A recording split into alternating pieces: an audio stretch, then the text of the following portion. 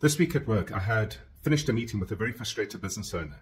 He was frustrated for the simple fact that he has done everything right. He runs a well-established company now in his 28th year. He had opted to exit the business in the next couple of years ahead as he approaches 64, 65 years of age.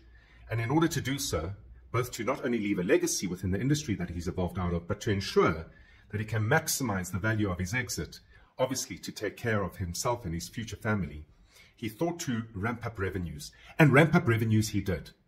In fact, over the last 24 months, the business has grown its revenues at close on 56%, putting at just under 5 million euros. A nice sized business for a services company.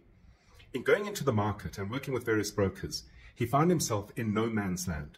And no man's land is essentially a situation in which the value of the business is too high for private buyers, and the value of the business at the same time is too low or too small for the effort taken by larger businesses, listed businesses that would look to acquire the business.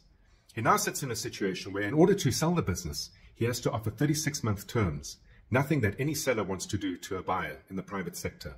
On the other hand, he has to grind away and get the model right to move towards the 10 million euro mark in order to gain the interest and attention of listed entities that are likely then to acquire the business, which in any event might well see him have to remain on board for a further 24 months to deliver profits.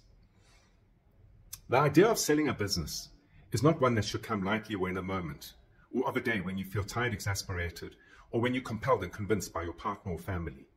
The idea of selling a business needs to be done by design.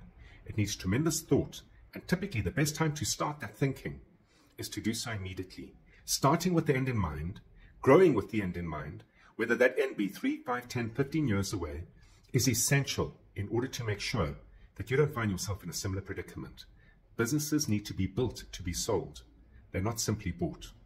And with that, have an entrepreneurial day.